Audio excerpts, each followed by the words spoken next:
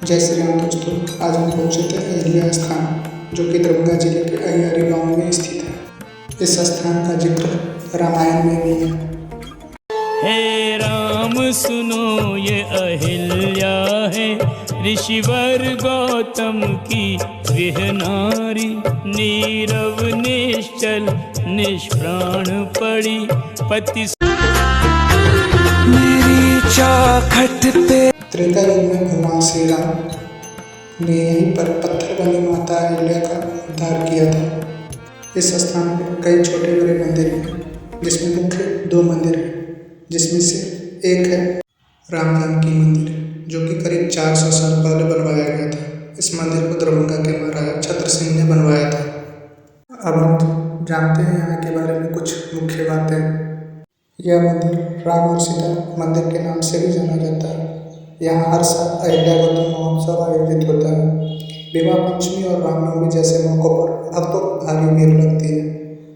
खास बात यह है कि पूरे भारत का एकमात्र ऐसा मंदिर है जहाँ की पुजारी महिला होती है। यहाँ महिला पुजारी ही लोगों का पूजा करवाती है। नेपाल से बड़ी संख्या में श्रद्धालु पूजा करने यहाँ पर पहुँचते हैं। रामनवमी के दिन लोग अपने कंधे पर बैगन का भार लाद कर पहुँचते हैं और प्रभु श्री राम और माता अहिल्या को अर्पित करते हैं। ऐसा करने से व्याधियों से मुक्ति मिलती है, ऐसा माना जाता है। महिलाएं के हाथ में जो आपको बैगन एक डंडे से लटका हुआ दिख रहा है, यही बैगन का भार है, जो कि माता अहिल्या को अर्पित किया जाता है। यही वह राम जानकी मंदिर है, जो कि दरभंगा महाराज ने बनवाए थे। इस मंदिर के गर्भगृह में राम जानकी के साथ साथ महर्षि गौतम ऋषि, माता अहिल्या की भव्य प्रतिमा स्थापित है। मंदिर को कला और प्राचीन भारतीय वास्तुकला के बेहतरीन पैटर्न और डिजाइनों के साथ खूबसूरती से बनाया गया है।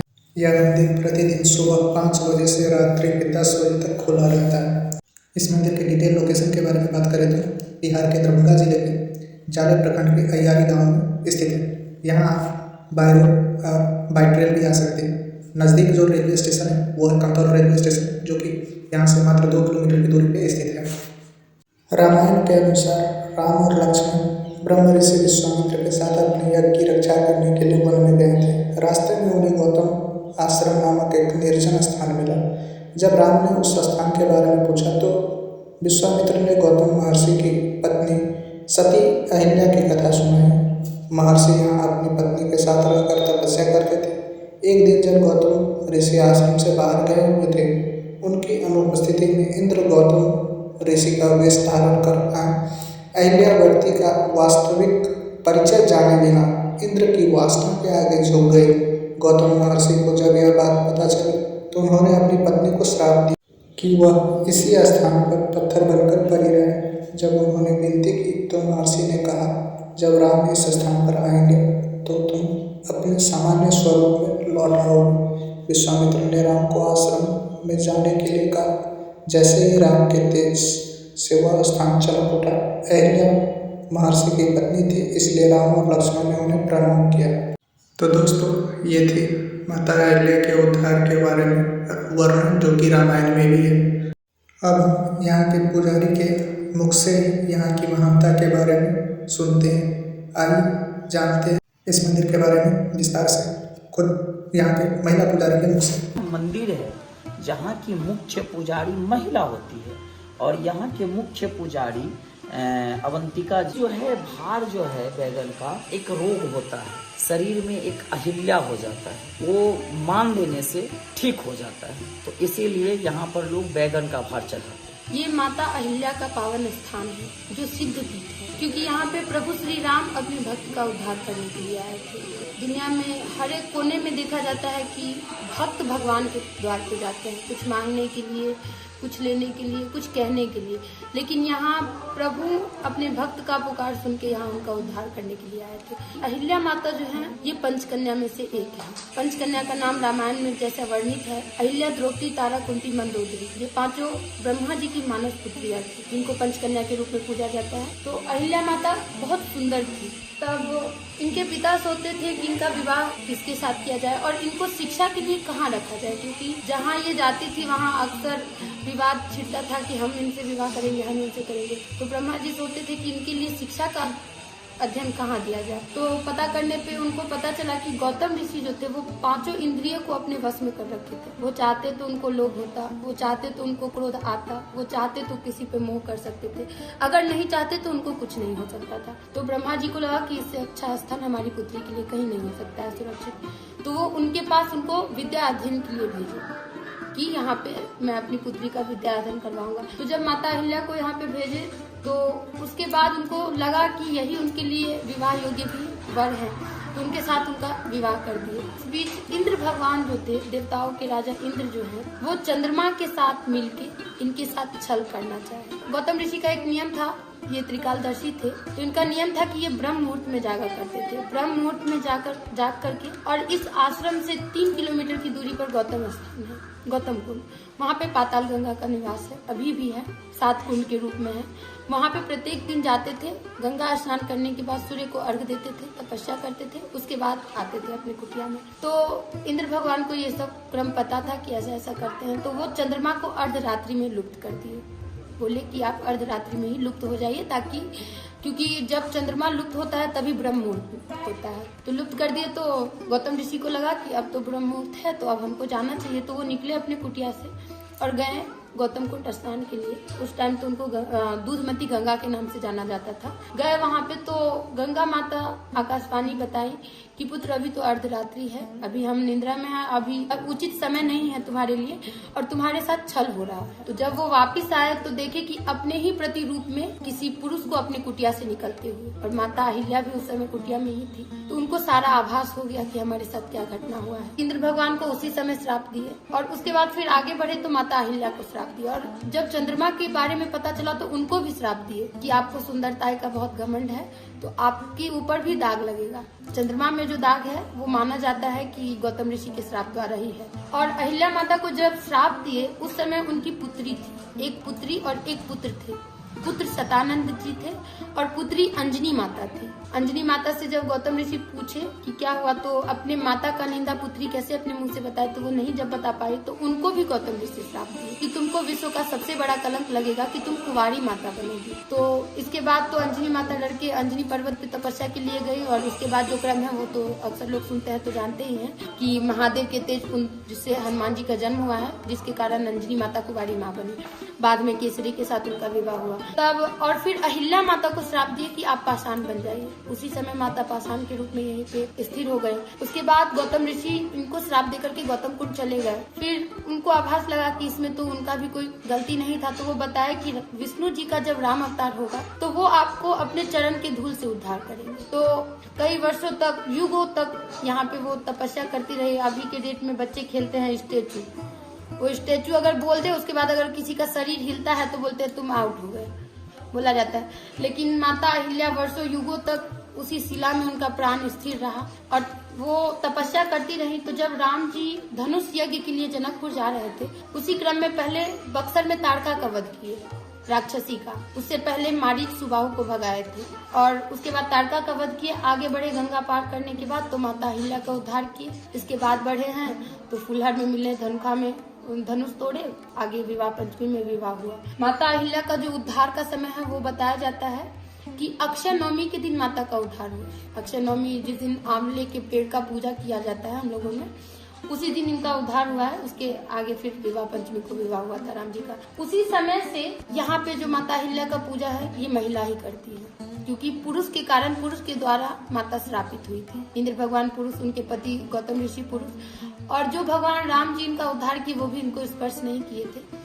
इसलिए उसके बाद इनको स्पर्श करके प्रथम पूजा पुरुष नहीं कर सकते हैं, महिला ही इनको नीप सकती है। वस्त्र बदलना हो या कुछ भी हो कर सकती है।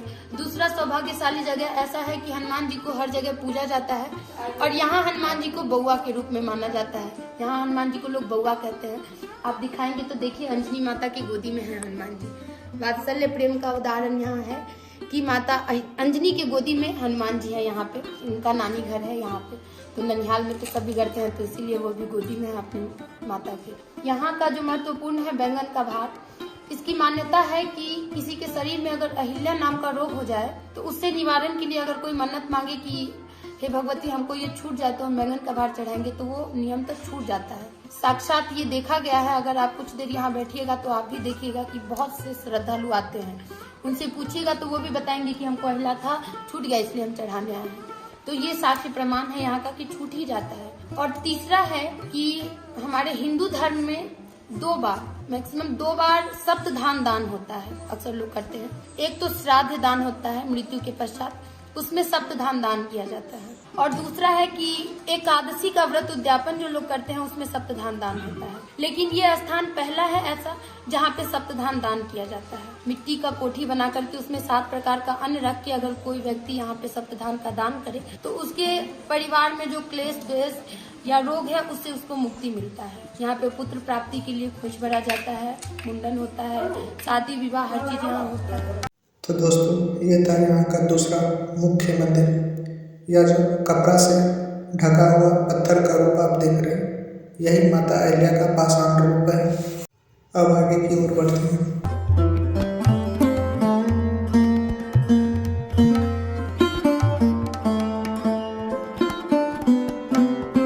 ये जो स्तंभ देख रहे हैं इस पे बहुत सारे श्लोक लिखे गए हैं और मूल रामायण में जो भी श्लोक या फिर मंत्र वर्णन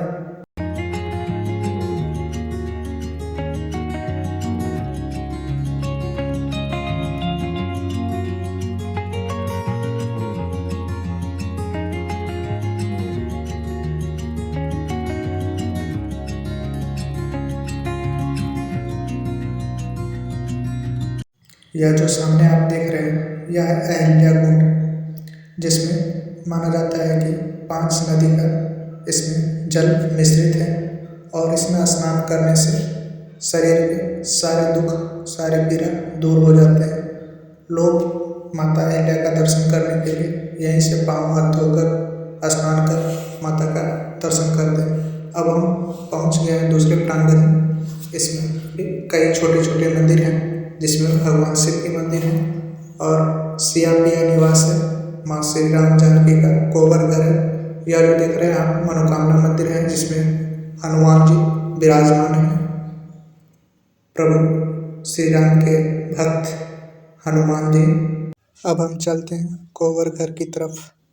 जस्ट इसके ऊपर कोवर घर है जिसमें जाने के लिए 10 रुपये दे करके आप जा सकते हैं कोवर घर देखने के लिए। नीचे में ही प्रभु श्री राम का ही एक मंदिर है जिसमें प्रभु श्री राम माता सीता उनके साथ विराजमान है। अब हम पहुंच गए हैं कोवर घर में। यह कोवर घर प्रभु श्री राम और माता जानकी माँ सीता दोनों विराजमान हैं और कोवर घर की जो रस्म होती है वही सब इसमें दर्शाया गया है। कोवर घर शादी के बाद जब कोवर घर में जाते हैं उसी का दृश्य दिखाया गया है। इसमें सामा चकेवा और माता सीता का श्रृंगार का समान है। अब हम इसी प्रांगण में नीचे चलते हैं एक और मंदिर में जहाँ विभिन्न ऋषि मुनियों का प्रतिमा स्थापित किया गया है, जिसमें ऋषि अग्नि, ऋषि विश्वामित्र, कौशिक, गौतम ऋषि, वशिष्ठ ऋषि आदि ऋषियों का प्रतिमा स्थापित किया गया है। अब हम पहुँच गए हैं दूसरे प्रांगण में जहाँ चैत्र नवरात्रि यानी चैती दुर्गा पूजा बड़े धूमधाम से मनाया जाता है और इस पर्व पे यहाँ बहुत सारे श्रद्धालु पहुँचते हैं। आसपास के ज़िले से तो पहुँचते हैं, नेपाल से भी लोग पहुँचते हैं दर्शन करने के लिए। बड़े लेवल पर यहाँ पर मेला का आयोजन किया जाता है। इस अवसर पे माता दुर्गा की पूजा अर्चना की जाती है। यह पर्व मार्च के अंतिम और अप्रैल के शुरुआत में मनाया जाता है। काफ़ी संख्या में यहाँ श्रद्धालु पहुँचते हैं माता रानी के दर्शन के लिए, साथ ही माँ अहिल्या का भार चढ़ाने के लिए। यह वीडियो आपको कैसा लगा कमेंट करके ज़रूर बताइएगा और अगर वीडियो पसंद आया हो, जानकारी पसंद आया हो तो वीडियो को लाइक और शेयर और चैनल को सब्सक्राइब अवश्य कर लीजिएगा। मिलते हैं अगले वीडियो में। हे राम सुनो ये अहिल्या है ऋषिवर गौतम की गृह नारी, नीरव निश्चल निष्प्राण पड़ी पति। औरों को तो प्रतीक्षा पत्थर बना देती है, मैं तो पत्थर बनकर भी तुम्हारी प्रतीक्षा कर रही हूँ। औरों के नेत्र तो किसी की राह तकते पथरा जाते हैं, परंतु मैं तो न जाने कब से तुम्हारी प्रतीक्षा कर रही हूँ। अब तो आ जाओ हे राम, मुझ दुखियारी अबला के दुख का अंत कर दो।